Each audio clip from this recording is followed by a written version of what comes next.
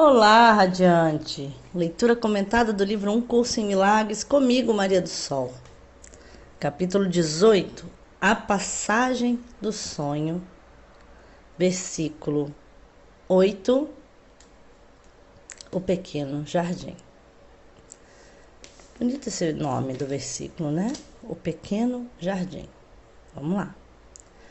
É apenas a consciência do corpo que faz o amor parecer limitado, pois o corpo é um limite para o amor. A crença no amor limitado foi a sua origem, ele foi feito para limitar o ilimitado. Não pense que isso é apenas alegórico, pois ele foi feito para limitar a você. É possível que você, que tudo vê dentro de um corpo, conheça a ti mesmo como uma ideia? Tudo o que reconhece e identifica como coisas externas, algo fora de você. Não pode sequer pensar em Deus sem o corpo ou alguma forma que pensa reconhecer. O corpo não pode conhecer. Enquanto limita a tua consciência aos seus sentidos diminutos, não verá a grandeza que te cerca. Deus não pode vir a um corpo, nem você pode se unir a ele lá. Os limites ao amor sempre parecerão deixá-lo de fora e manter-te a parte dele. O corpo é uma cerca diminuta em torno de uma pequena parte de uma ideia gloriosa e completa.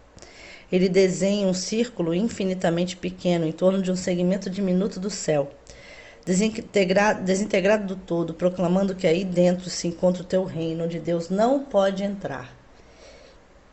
Dentro desse reino, o ego governa e cruelmente.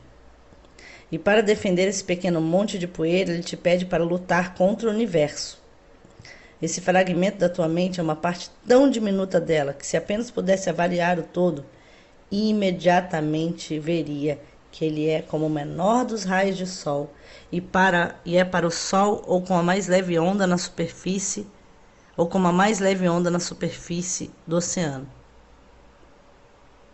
Então assim, o corpo é como o menor dos raios de sol e com a mais leve onda da superfície do oceano, ou seja, quase nada. Em sua surpreendente arrogância, esse diminuto raio de sol decidiu que é o sol. Essa onda, quase imperceptível, aclama a si mesmo como se fosse o oceano. Pensa em quão solitário e assustado é esse pequeno pensamento. Essa ilusão infinitesimal, mantendo-se à parte contra o universo. O sol passa a ser o inimigo do raio de sol. Aquele que quer devorá-lo, e o oceano aterroriza a pequena onda e quer engoli-la. Que analogia perfeita, né? O curso em milagres sendo sempre assim, certeiro e poético. Entretanto, nem o sol e nem o oceano estão sequer conscientes de toda essa estranha atividade sem significado. Meramente continuam inconscientemente de estarem sendo temidos e odiados por um diminuto segmento deles mesmos. Isso explica também a lei da atração, né? Porque, segundo a lei da atração, você tem o livre-arbítrio de entrar em frequências dissonantes.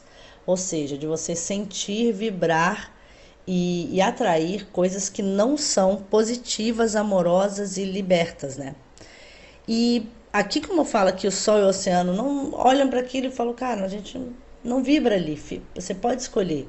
A generosidade divina te diz isso. A gente tem uma bússola interna, que é o coração e as emoções, que nos mostra as emoções negativas, segundo Abraham Hicks, falam que significa que o nosso eu superior não está concordando com o que a gente está sentindo. Então é muito importante perceber isso, que é apenas uma sintonia que a gente escolhe, a gente tem a liberdade de escolher. Porém, o resultado disso é uma vida inteira, muitas vezes medíocre, e confundindo a nossa magnitude, nossa grandeza, né, com a nossa pequenez e o ego, né? Mesmo esse segmento não está perdido para eles, pois não poderia sobreviver à parte. Ainda fala isso, que pertence, né? É o que ele pensa ser. De forma alguma muda a sua total dependência em relação a eles para ser o que é. Toda a sua existência ainda permanece nele. Sem o sol, o raio de sol desapareceria. E a onda sem o oceano é inconcebível. Tal é a estranha posição em que aqueles que vivem em um mundo habitado por corpos parecem estar. Cada corpo aparenta abrigar uma mente separada, um pensamento desconectado, vivendo solitário, de nenhuma forma ligado ao pensamento pelo qual foi criado. Cada fragmento diminuto parece estar contido em si mesmo, precisando de outro para algumas coisas, mas sem ser de modo algum dependente do seu único Criador para todas as coisas. Precisando do todo para lhe dar qualquer significado, pois por si mesmo não significa nada, e nem tem qualquer vida à parte por conta própria. Essa não entrega que a gente muitas vezes não tem a Deus mesmo, é algo que cada vez mais eu venho percebendo, assim. Cada vez mais. As lições do Curso em Milagres, elas mostram isso cara a cara pra gente, o quão pouco entregues nós somos. Quer dizer, a gente ouve ali, sente aqui, né, o Curso em Milagres e depois volta para uma vida extremamente ocupada, esgotante, cheia de proteções e cheia de processos que nos tiram da nossa sintonia. Então isso que é o mais louco, assim.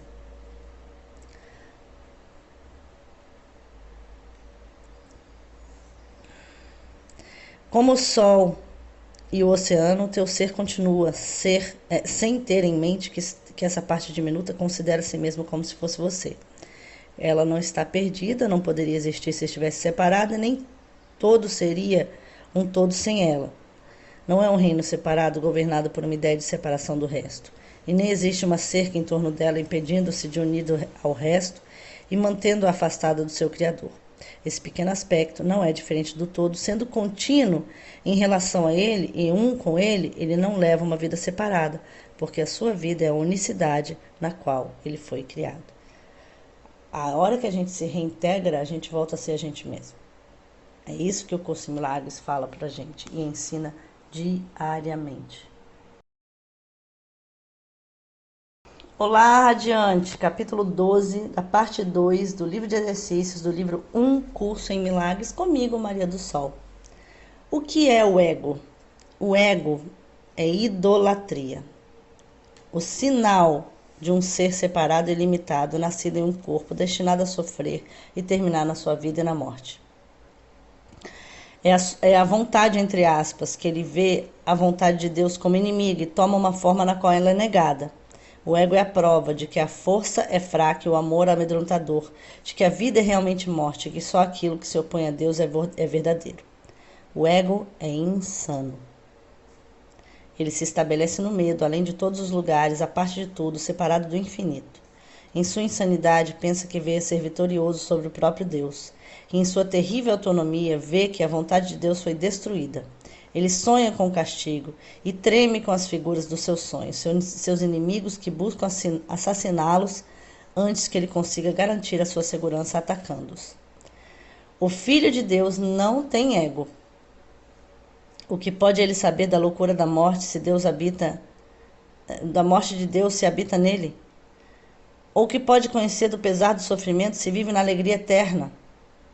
O que pode saber do medo e do castigo, do pecado e da culpa, do ódio e do ataque, se tudo que cerca é a paz? Tudo que o cerca é a paz que dura para sempre sem conflitos, imperturbada, no mais profundo silêncio e tranquilidade. Então, quando a gente duvidar do que é viver dentro da verdade de Deus, a gente volta nesse capítulo aqui. Essa é a sensação que a gente tem que ter quando está completamente vivendo em Deus. O que pode, o Filho de Deus não tem ego. Então a gente tem que saber, a hora que a gente está realmente vivendo como Filho de Deus, a gente está sem ego. O que pode ele saber da loucura e da morte de Deus se habita nele? O que pode conhecer do pesar e do sofrimento se vive na alegria eterna? O que pode saber do medo e do castigo, do pecado e da culpa, do ódio e do ataque, se tudo que o cerca é a paz que dura para sempre? Para sempre, sem conflitos e imperturbada, no mais profundo silêncio e tranquilidade. Conhecer a realidade é não ver o ego e seus pensamentos, seus trabalhos, seus atos, suas leis e suas crenças. É não ver, gente. Não ver, é olhar e não ver. Suas esperanças, seus planos para a própria salvação, seus sonhos e quanto custa acreditar nele. O preço da fé no ego é tão imenso em sofrimento que a crucificação do Filho de Deus é diariamente oferecida no seu santuário escuro. E o sangue tem que ser derramado diante do altar onde os seguidores doentios preparam-se para morrer. E, no entanto, um só lírio de perdão transforma a escuridão em luz. Um só lírio de perdão transforma a escuridão em luz. O altar, as ilusões no santuário da própria vida.